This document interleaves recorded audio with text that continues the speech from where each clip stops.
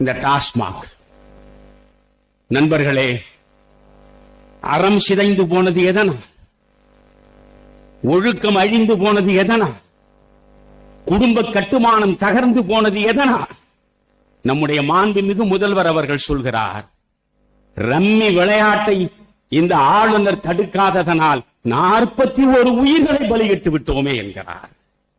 நான் வருந்துகிறேன். ஒரு உயிர் போனாலும் அது வருத்தத்திற்குரியதுதான். ஆனால் மாண்புமிகு முதல்வர் அவர்களை மெத்த பணிவோடு நான் கேட்கிறேன், 41 உயிர்களுக்காக கண்கலங்குகிறீர்களே. பல்லாயிரக்கணக்கான உயிர்கள் இந்த குடிபோதையில் சிக்கி சீரழிந்து அன்றாடம் சிறந்து கொண்டிருக்கிறதே. தமிழ்நாட்டின் எந்த கிராமத்திற்கும் நீங்கள் சென்றால் குடியினால் கணவனை இழந்த ஒரு விதவையை காணாமல் நீங்கள் வெளியே வர முடியாது. ஏன் இந்த டாஸ்மாக் நமக்கு அவசியம்? இவ்வளவு பாலியல் தவறுகள் நடப்பதற்கு யார் காரணம்? ஒழுக்க சிதைவு உருவானதற்கு யார் காரணம்? இன்றைக்கு இருக்கிற ஊடகங்கள் ஒவ்வொன்றாக நான் பேசத் தொடங்கிவிட்டால் நேரம் கடந்து போய்விடும். ஊடக அறம் என்ற ஒன்று இருக்கிறதா உங்களுக்கு? ஏராளமாக விற்கக்கூடிய பத்திரிகைகள், அதன் நடுப்பக்கத்தை பிரித்தால் அரைகுறை ஆடையோடு மேலிருக்கும் மார்பு தெரிகிறார் போல் படம் போடுகிறான். அப்படி என்றால் இதை பார்க்கக்கூடிய ஒரு சின்னஞ்சிறு இளைஞன் என்ன நினைப்பான்? அவன் எப்படி புலனடக்கம் போற்றுவான்? காமச்சேட்டிலே தான் விழுவான். எப்படியாவது ஒரு சமுதாயத்தை சீரழித்து பணத்தை சேர்த்து நாம் பெரிய ஆளாக வேண்டும் என்று நினைத்தால் இது எங்கே போய் முடியும்? இங்கே இருக்கிற அரசியல்வாதி அப்படித்தான் இருக்கிறான். இங்கே நடத்தப்படுகிற ஊடகங்கள் அப்படித்தான் இருக்கின்றன. இங்கே எடுக்கப்படுகிற சினிமாக்கள் அப்படித்தான் இருக்கின்றன. எல்லா பக்கங்களிலும் திரும்பி பார்த்தால் ஒழுக்க சிதைவை உருவாக்கி கலாச்சாரத்தையே சீரழித்து சிதைத்து விட்டோமே. இதற்கெல்லாம் முடிவென்ன? இந்தியாவிலேயே அதிகமான சாலை விபத்துகள் நடக்கக்கூடிய இடம் எது? தமிழ்நாடு. சாலை விபத்துகள் அதிகமாக நடப்பதில் தமிழ்நாடு முதலிடம் பெறுகிறது. ஏன்? குடித்துவிட்டு ஓட்டுகிறான். அவன் குடித்துவிட்டு ஓட்டுவது தவறு, ஆனால் அவனை குடிக்க வைக்கிற அரசாங்கம் தவறு செய்யவில்லை. நீங்கள் யோசியுங்கள். திரும்புகிற பக்கம் எல்லாம் மேனகைகள் வந்து நடனமாடி கொண்டிருந்தால் விஸ்வாமித்திரனால் எப்படி தவம் இருக்க முடியும்? யோசியுங்கள். விழித்திறந்து பார்க்கும் போது எந்த பக்கம் பார்த்தாலும் அரை நிர்வாண ஆட்டம் என்றால் விஸ்வாமித்திரன் என்ன ஆவது? ஒரு மேனகைக்கே அவன் உருக்குலைந்து போய்விட்டான். எந்த பக்கம் பார்த்தாலும் எப்படி இந்த இளைஞர்கள் சீரழிகிறார்கள் என்றால் யார் காரணம்? ஒழுக்கம் என்பது கிடையாது. எனவே எல்லா திசைகளிலும் பார்க்கிற பொழுது நான் கேட்கிறேன், பொறுப்புள்ள நிதி அமைச்சர் சொல்கிறார் எவ்வளவு பெருமிதத்தோடு, ஜெயலலிதா ஆட்சியில் இருக்கிற பொழுது 26,000 கோடி இந்த மதுக்கடைகளின் மூலம் அரசுக்கு வரி வருவாய் என்று சொன்னார். நான் அப்பொழுதே ஜெயலலிதாவுக்கு எதிராக அறிக்கை கொடுத்தேன். இந்த 26,000 கோடி ரூபாய் வரி வருவாயை நீங்கள் பெறுகிறீர்கள். இதனால் ஏழை எளிய மக்கள், நலிவுற்ற மக்களுக்கு நாங்கள் அதை பயன்படுத்துகிறோம் என்கிறீர்கள். நீங்கள் அந்த நலிவுற்ற மக்களுக்கு பயன்படுத்துவதாக சொல்கிறீர்களே, அந்த நலிவுற்ற மக்கள் பணத்தை கொண்டு வந்து கொடுத்து குடித்து குடித்து செத்துக் கொண்டிருக்கிறார்களே, அதற்கு நீங்கள் என்ன பதில் சொல்கிறீர்கள்? உண்மையிலேயே ஏழை எளிய நலிவுற்ற மக்களின் மீது உங்களுக்கு ஒரு ஈடுபாடு இருந்து அவர்களை காக்க வேண்டும் என்றால் டாஸ்மாக்கை மூடுங்கள். 26,000 கோடி தானே உங்களுக்கு நட்டம். நான் 30,000 கோடிக்கு உங்களுக்கு மாற்று திட்டம் கொடுக்கிறேன் என்று சொல்லி இந்த தமிழ்நாட்டில் 30,000 கோடிக்கு அறிவு பூர்வமாக ஒரு மாற்று திட்டத்தை கொடுத்தது அன்றைய காந்திய மக்கள் இயக்கமும் இந்த தமிழறிவு மணியனும் மட்டும்தான். ஆனால் ஒன்று, ஜெயலலிதாவுக்கு இந்த 30,000 கோடியை ஈட்டுகிற வழி தெரியாதா? தமிழறிவு மணியன் சொல்லித்தான் தெரியுமா? டாஸ்மாக் கடைகளை மூடி தமிழறிவு மணியன் கொடுத்த திட்டத்தை நிறைவேற்றினால் டாஸ்மாக்கின் மூலம் இருந்த நட்டம் ஈடுகட்டப்படலாம். ஆனால் புழக்கடை வழியாக கோடி கோடியாக அவரவருக்கு கிடைக்கக்கூடிய அது தடைப்பட்டு விட்டால் அந்த நட்டத்தை நான் எப்படி தீர்க்க முடியும்? இன்றைக்கு 26,000 கோடி அன்று. இப்பொழுது நம்முடைய மாண்புமிகு நிதி அமைச்சர் சொல்கிறார், இப்பொழுது 36,000 கோடி ரூபாய் மது விற்கிறது. இன்னொன்றையும் உங்களுக்கு சொல்ல விரும்புகிறேன், அடுத்த நிதியாண்டில் இது 50,000 கோடி ரூபாயை எட்டிவிடும். இது ஒரு ஆட்சியா? இந்த ஆட்சி இல்லை, இந்தியா முழுவதும் சொல்கிறேன் நான். மதுக்கடைகளை திறந்து வைத்து கேரளாவில் இருப்பவர்கள் தான் அதிகமாக குடிப்பவர்கள். அவர்களை விட பெருங்குடியனாக இன்றைக்கு தமிழன் மாறி போனானே. இதற்கெல்லாம் என்ன தீர்வு? இவற்றுக்கெல்லாம் தீர்வு உங்கள் கையிலே தான் இருக்கிறது, இல்லையா? ஒரு சின்னஞ்சிறு பொறியை வெந்து தணிந்தது காடு என்று பாரதி பாடவில்லையா? அக்கினி குஞ்சொன்று கண்டேன் என்று. ஒவ்வொருவராக யோசியுங்கள், விழிப்புணர்வு கொள்ளுங்கள். நான் எனக்கு பின்னாலே நீங்கள் படை நடத்த வேண்டும் என்று நான் சொல்லவில்லை. உங்களை வைத்துக் கொண்டு நான் கடை விரித்து என்னுடைய வசதியை பெருக்கிக் கொள்ள வேண்டும் என்று சொல்ல சாகும் வரையில் நான் தான் தெளிவாக சொல்கிறேனே. காமராஜர் செத்தார். காமராஜர் செத்த பொழுது 10 வேட்டி 10 சட்டை 63 ரூபாயோடு செத்தார் என்று நான் சொல்கிறேன். அந்த 63 ரூபாய் கூட இல்லாமல் சாவதற்காக வாழ்வை நடத்துபவன் தான் தமிழறிஞன். எனக்கு எந்த சொத்தும் வேண்டாம், ஆனால் இந்த மக்களுடைய நல்வாழ்வு வேண்டும். ஜீவா தொடக்கத்தில் காந்தியவாதி. அவர் குமரி மாவட்டத்தில் சின்னஞ்சிறு பருவத்திலேயே பஜனை பாடல்களைத்தான் பாடிக்கொண்டு போனார். அவர் காந்தியவாதியாக இருந்தார். காரைக்குடிக்கு பக்கத்தில் சிராவயலிலே அவர் காந்தி ஆசிரமத்தை நடத்தினார். பகவத்கீதையில் ஒரு குறிப்பிட்ட இடத்தில் காந்தி கொடுத்த விளக்கம் அவருக்கு பிடிபடவில்லை, அது சரி என்று தோன்றவில்லை. காந்தியை விட்டு வெளியே வந்தார். பெரியாரிடம் வந்தார். சுயமரியாதை இயக்கத்தில் சேர்ந்தார். திருத்துறைப்பூண்டில் மாநாடு நடக்கிறது. திருத்துறைப்பூண்டு மாநாட்டில் பெரியாரை உட்கார வைத்துக் கொண்டு ஜீவா பேசுகிறார். நான் எப்படி 20களில் இளைஞனாக எப்படி பொங்கி வெடித்தேனோ, எரிமலையாக நான் குமரி ஒவ்வொரு வார்த்தையையும் வெளிப்படுத்தினோ அப்படி வெளிப்படுத்தியவர் ஜீவா. அவரை போல் நான் என்று சொல்வேனே தவிர என்னை போல் அவர் இல்லை. அந்த ஜீவா பெரியாரை வைத்துக் கொண்டு சொன்னார், நீங்கள் வெறுமனே சாதி ஒழிப்புக்காக போராடுகிறீர்கள். சாதி ஒழிப்பு மட்டுமல்ல, வர்க்க ரீதியாக இருக்கக்கூடிய பேதங்கள் ஒழிக்கப்பட வேண்டும். எனவே நீங்கள் சாதிகளற்ற சமதர்ம சமுதாயத்தை உருவாக்குவதற்கு இனி முன்வர வேண்டும் என்றார். பெரியார் சொன்னார், எனக்கு வயதாகிவிட்டது, என்னால் ஒரு நேரத்தில் ஒரு காரியம்தான் செய்ய முடியும். நீ இளைஞன், வேண்டுமானால் நீ வெளியே போய் நிறைய செய் என்றார். பிறகு சுயமரியாதை இயக்கத்தை விட்டு வெளியே வந்தார். அன்றைக்கு காங்கிரசுக்குள்ளேயே சோசியலிஸ்டுகள் இருந்தார்கள். Congress socialist party. அந்த சோசியலிஸ்ட் பார்ட்டியில் ஜீவா இணைந்தார். டாங்கேவை வரவழைத்து திருச்சியிலே மாநாடு போட்டார். டாங்கே தான் ஜீவாவுக்கு சொன்னார், காங்கிரஸ் என்பது காந்தியடிகளால் வளர்த்தெடுக்கப்பட்ட மாபெரும் மக்கள் ஸ்தாபனம். அதை பலவீனப்படுத்தக் கூடாது. உள்ளே இருந்து நாம் நம்முடைய சமத்துவத்தை சமதர்மத்தை கொண்டு வருவதற்கு முயல்வோம் என்றார். அதற்கு பிறகு அங்கிருந்து இங்கு வந்தார். பிறகு மீண்டும் அவர் கம்யூனிஸ்ட் ஆனார். அப்படி என்றால் ஜீவா பல கட்சி மாறியவரா? அவன் கொள்கைக்காரன். அவனுடைய ஒரே நோக்கம் சாதிகளற்ற வர்க்கபேதமற்ற சமத்துவ சமதர்ம சமுதாயத்தை படைப்பதற்காக அவன் அரசியலுக்கு வந்தான். நண்பர்களே, நான் உங்களுக்கு தெளிவுபடுத்தி விட்டு போகிறேன். ஒரு சிற்பியின் கையில் உளி இருக்கிறது. அவன் நோக்கம் ஒரு அழகிய சிற்பத்தை வடிவமைப்பதுதான். சிற்பத்தை வடிவமைக்க முயல்கிறான், ஆனால் சிற்பம் சிதைகிறது. இவன் சிந்தைக்கு ஏற்றாற்போல் சிற்பம் அமையவில்லை. அதற்காக இந்த பார்த்தான், அந்த உளி மழுங்கி கிடக்கிறது. மழுங்கி கிடந்தாலும் இந்த உளியைத்தான் நான் பயன்படுத்துவேன் என்று அவன் நினைத்திருந்தால் சிற்பம் வராது. அவனுடைய நோக்கம் அழகிய சிற்பத்தை வடிப்பதே தவிர ஒரே உளியை வைத்துக் கொண்டிருப்பதல்ல. மழுங்கி போன உளியை தூக்கி எறிகிறான், அடுத்த உளியை எடுக்கிறான், சிற்பத்தை அவன் சிறப்பாக செய்து முடிக்கிறானே. அதுதான் ஜீவாவின் நோக்கம், அதுதான் தமிழறிஞனின் நோக்கம். சாகர வரை அதைத்தான் சொல்லிக் கொண்டிருப்பேன். 1966 மாநில கல்லூரியில் அடியெடுத்து வைத்தேன். அப்பொழுதுதான் முதலாக காந்தியடிகளின் சத்திய சோதனையை கையில் எடுத்தேன். சத்திய சோதனையை படித்தேன்.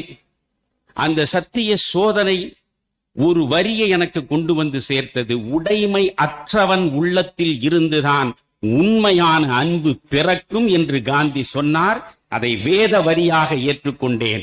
இன்று வரை ஒரு சதுர அடி சொத்து கூட சொந்தமாக இல்லாமல் உடைமையற்றவனாக நான் வாழ்வதற்கு ஒரே காரணம் காந்தியம் எனக்கு கொடுத்த அந்த சித்தாந்த வலிமைதான்.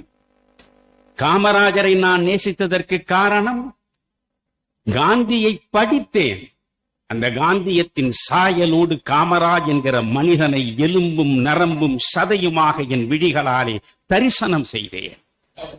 அப்படிப்பட்ட ஒரு ராஜ ரிஷி சொந்த மண்ணில் தோற்கடிக்கப்பட்ட சோகத்தை தாழ முடியாமலேதான் 1967 விருதுநகர் தொகுதியில் காமராஜர் தோற்கடிக்கப்பட்டார் என்ற செய்தி கிடைத்த அந்த கணத்தில் 10 மாணவர்களோடு மாநில கல்லூரியிலே இருந்து புறப்பட்டு நான் அந்த திருமலைப்பிள்ளை வீதிக்குள்ளே நுழைந்தேன்.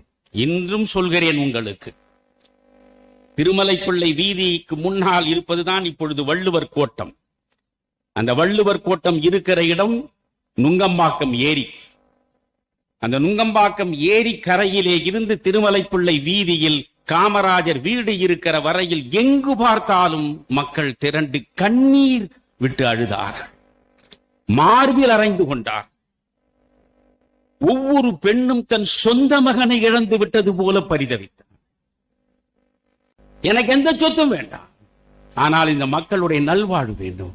அந்த காமராஜர் நான் மாணவனாக போன போதுதான் மரியாதைக்குரிய சில நண்பர்கள் எல்லாம் மாணவர்களாக வந்தார். அதில் ஒரு நண்பர் சொல்கிறார், காமராஜர் ஆன்மா என்று ஒன்றிருந்தால் அப்பொழுதே அது கண்ணீர் விட்டு அழுது. அவர் சொல்கிறார், காந்தியம் வேறு, திராவிட மாடல் வேறு இல்லை. காந்தியம் தான் திராவிட மாடல். காமராஜர் ஆட்சி தான் இன்றைக்கு உதயநிதி வரை நடக்கிற ஆட்சி. எங்கே போகிறது? ஒரு மனிதன் சட்டமன்றத்தில் நின்று கொண்டு மக்களுடைய பிரச்சனைகளுக்கு தீர்வு காணக்கூடிய இடத்தில் நின்று கொண்டு இந்த வசந்த மாளிகையில் சிவாஜி கணேசன் பாடுவாரே, கல்லறையில் எழுதி வையுங்கள் நான் யார் என்று அப்படி ஒருவர் சொல்கிறார். நான் கலைஞருடைய குடும்பத்தின் விசுவாசி என்று என் சமாதியில் எழுதுங்கள். அப்படி சொன்னாலும் நான் பாராட்டுவேன். ஏனென்றால் கலைஞரிடம் ஒரு மாணவ பருவத்தில் போனார். கலைஞரால் இந்த அளவுக்கு அவர் வந்திருக்கிறார். எவ்வளவு தூரம் அவர் தன்னை வளர்த்துக் கொள்ள முடியுமோ அவ்வளவும் கலைஞர் அனுமதித்து பார்த்து கொண்டிருந்தார். சரி, கலைஞருடைய விசுவாசி, கலைஞருடைய மகன், மகனுக்கு மகன், அந்த மகனுக்கும் ஒரு குட்டி மகன் இருந்தால் அவனுக்கும் நான் துணையாக இருப்பேன் என்று சொல்லக்கூடிய அளவுக்கு நீங்கள் சென்ற பிறகு சுயமரியாதை இயக்கத்திலிருந்து வந்ததுதான் இந்த அமைப்பு என்று சொன்னால், நண்பர்களே, இதைவிட அவமானத்திற்குரியது எதுவும் இல்லை. நான் இவர்களை பற்றி பேசவே கூடாது என்றுதான் முடிவெடுக்கிறேன். ஆனால் பேசாமல் முடிய இனி தமிழ்நாடு முழுவதும் செல்லுவேன். மாற்று அரசியலை வளர்த்தெடுப்பதற்கு இந்த முகமூடி மனிதர்களின் முகத்திரையை நான் கிழிக்க முயல்வேன். உண்மையான நிஜ முகங்களை இந்த மக்கள் மன்றத்தில் நான் காட்ட முயல்வேன். ஒரு மாற்று அரசியல் மலர வேண்டும். இந்த 2 திராவிட கட்சிகளும் வீட்டிற்கு சென்று அரசியல் இருந்து விடுபட வேண்டும். அதுதான் இந்த தமிழகத்திற்கான பொன்விடியல். அதை நோக்கித்தான் நான் நடக்கிறேன். முடிந்தால் என்னோடு நீங்கள் நடக்கலாம். மாணிக்கம் எது, கூழாங்கல் எது என்று வித்தியாசமே தெரியாத மனிதர்களாக இருக்கிறீர்களே, விழிப்புணர்வே இல்லையே. நானும் 50 ஆண்டுகளாக மேடைகளை முழங்கி இருக்கிறேன். ஒன்று செய்யுங்கள். வ.உ.சி. சொன்னான் அன்று, வெள்ளையனை வெளியேற்றுவதற்கு நீங்கள் துப்பாக்கி தூக்க வேண்டியதில்லை, குண்டுகளை முழங்க வேண்டியதில்லை, கத்தி எடுக்க வேண்டியதில்லை. ஒன்று செய்யுங்கள். இந்தியாவிலே இருக்கிற 30 கோடி மக்களும் ஒன்றாக சேர்ந்து ஒரே நேரத்தில் மூச்சு விடுங்கள். அந்த மூச்சு காற்று புயலாக மாறி அத்தனை வெள்ளை கொக்குகளையும் இங்கிருந்த அந்த சீதலட்சுமையில் கொண்டு போய் தள்ளிவிடும் என்றார். சொல்லிவிட்டு அடுத்து சொன்னார், ஆனால் என் சோதரர்களே, உங்களால் அப்படி சேர்ந்து மூச்சு விட முடியுமா என்று கேட்டார். அந்த பேச்சுக்குத்தான் இந்த மனிதனுக்கு 2 ஆயுள் தண்டனை கிடைத்தது. இந்த பேச்சுக்கு ஒரு ஆயுள் தண்டனை, சுப்பிரமணிய சிவத்தை உட்கார வைத்து சோறு போட்டதற்கு ஒரு ஆயுள் தண்டனை, இரக்கமற்ற பின்ஹே என்ற வெள்ளைக்காரன் எழுதி வைத்த தீர்ப்பு. எப்படி வாழ்ந்திருக்கலாம் வ.உ.சி.? செக்கிழுத்து கல்லுடைத்து சொல்லோனா துயரங்களை அனுபவித்தது எதற்கா? இவர்கள் எல்லாம் இப்படி கொள்ளையடிப்பதற்காகவா? சேர்ந்து மூச்சு விட சொன்னா, நான் உங்களிடம் சொல்கிறேன், கொஞ்சமாவது யோசியுங்கள். நீங்கள் இங்கே இருக்கிற சட்டமன்ற உறுப்பினர்கள், இங்கே இருக்கிற அமைச்சர் பெருமக்கள், எப்பேற்பட்ட அமைச்சர் பெருமக்கள், ஒவ்வொரு முகவிலாசத்தையும் பாருங்கள். எப்பேற்பட்ட மனிதர்கள். 50-60 ஆண்டுகளுக்கு முன்னால் இவருடைய வரலாற்றை கொஞ்சம் திரும்பி பாருங்கள். அத்தனை பேரும் பண்டாரம் பரதேசிகள் தான். அத்தனை பேரும். இதில் யாரும் பிறக்கும் போதே பான் வித் சில்வர் ஸ்பூன் என்று நேருவை போல பிறந்தவர்கள் இல்லை. வாழ்வதற்கு வழி இல்லாமல் அரசியலை தொழிலாக்கிக் கொண்டீர்களே. அரசியலை தொழிலாக்கி அரசியலை இழிவுபடுத்தி விட்டீர்களே. ஒழுக்கத்தை சிதைத்து விட்டீர்களே. நேர்மையை கொன்று விட்டீர்களே. எப்படியாவது சொத்து சேர்த்து தோட்டம் துறவு பங்களா என்று வாழ்வது என்று வெட்கமற்று நீங்கள் நிற்கிறீர்களே. இது ஒரு வாழ்வா? நான் கேட்கிறேன். இது ஒரு கட்சியை பற்றி நான் சொல்வதாக நீங்கள் தயவு செய்து நினைக்காதீர்கள். சந்திரமதி இல்லாமல் ஹரிச்சந்திரன் நாடகம் இல்லை. அதுபோல் கள்ள மனிதர்கள் இல்லாமல் எந்த கட்சியும் இல்லை இந்த மண்ணில். எல்லாம் அப்படித்தான் இருக்கிறது. ஆனால் எனக்குள்ள வருத்தம், இவர்களே ஒரு நாள் நான் சட்டமன்றத்தில் போய் உட்கார்ந்து விடுவது என்று முடிவெடுத்து விட்டேன், உட்கார்ந்து கொள்கிறேன் என்று போய் உட்கார்ந்தார்களா? நான் நாடாளுமன்றத்தை போய் பார்க்க வேண்டும், நான் நாடாளுமன்றத்திற்கு போகிறேன் என்று அவராகவே போய் கதவை திறந்து நாற்காலி உட்கார்ந்து விட்டாரா? நான் முதலமைச்சராக வேண்டும் என்று அவராகவே போய் கோட்டை கதவை திறந்து முதல்வர் நாற்காலில் அமர்ந்து விட்டாரா? அத்தனையும் செய்த பாவிகள் நீங்கள் தானே. சொத்தை சேர்த்து விட்டார் என்று தெரிந்த பிறகு அடுத்த முறை சட்டமன்றத்தில் அவர் வந்து தொகுதியில் வேட்பாளராக நிற்கிற பொழுது, நீ யார், நேற்று உன் நிலை என்ன, இன்று உனக்கு எப்படி இவ்வளவு வந்தது, எங்களுக்கு வெளிப்படையாக சொல் என்று கேட்டிருந்தால், ஒவ்வொரு தொகுதியிலும் 3 லட்சத்துக்கு மேற்பட்ட வாக்காளர்கள் இருக்கிறார்கள். 3 லட்சம் பேரும் வேண்டாம். 234 சட்டமன்ற தொகுதியிலும் தொகுதிக்கு 300 பேர் ஒவ்வொரு சட்டமன்ற உறுப்பினரின் வீட்டிற்கு முன்னால், நாடாளுமன்ற உறுப்பினர் வீட்டுக்கு முன்னால், அமைச்சர்கள் வீட்டிற்கு முன்னால் நின்று குரல் கொடுத்து பாருங்கள். எங்கிருந்து வந்தது உனக்கு? நேற்று நான் பார்த்தேன், நீ வாடகை சைக்கிளை வாங்கி கொண்டு ஓட்டி கொண்டு போனாய், நான் சாட்சி. இன்று நீ BMW போகிறாய், அடுத்து ஆடியிலே போகிறாய், இன்னொரு நாள் பென்சிலே போகிறாய். எப்படி வந்தது உனக்கு? சொல்.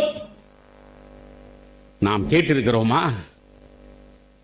கேட்டிருக்கிறோமா? எவன் ஆண்டால் என்ன? யார் முகத்தையும் பார்த்து இதை சொன்னால் இவருக்கு கசக்கும் இவருக்கு இனிக்கும் என்று நினைத்து பேசுகிற நெஞ்சு உடையவன் நான் இல்லை. அதனால்தான் நான் 25 புத்தகங்களை எழுதியிருக்கிறேன். கனவு மெய்ப்பட வேண்டும் என்று பாரதியினுடைய சுதேசமித்திரன் அவன் 1904 இருந்து 21 வரை 17 ஆண்டு காலம் அவன் என்னென்ன எழுதினான் என்று தேடி தேடி பார்த்து ஒரு கவிதையை கூட பயன்படுத்தாமல் ஒரு மிகச்சிறந்த திறனாய்வு நூலை எழுதியிருக்கிறேன். ஒரு பெரிய தமிழறிஞர் என்னை பார்த்து சொன்னார், இந்த ஒரு புத்தகத்திற்கே உங்களுக்கு சென்னை பல்கலைக்கழகம் டாக்டரேட் கொடுக்க வேண்டும் என்று. நான் இப்பொழுதும் அந்த புத்தகத்தை வாங்கி பாருங்கள். இப்பொழுது கடைசியாக வாழ்வே ஒரு மந்திரம் என்று 3000 திருமந்திரம் பாடல்களை எடுத்து அவற்றின் சாறு பிழிந்து வாழ்வின் விளக்கத்தை கொடுத்திருக்கிறேன். படித்து பாருங்கள். ஒட்டுமொத்த இந்திய சமூக அமைப்பும் எப்படி இருக்கிறது என்று அத்தியாயமாக எழுதியிருக்கிறேன். எங்கே போகிறோம் நாம் என்று ஒழுக்கம் சார்ந்து, அன்பு சார்ந்து, அறத்தின் அடிப்படையில் வாழ்வை எப்படி அமைத்துக் கொள்வது என்பதற்காக மண்ணில் நல்ல வண்ணம் வாழலாம் என்று எழுதியிருக்கிறேன். எத்தனையோ நல்ல புத்தகங்களை எழுதியிருக்கிறேன். ஆனால் எந்த அரசும் என்னை திரும்பி பார்த்தது கிடையாது.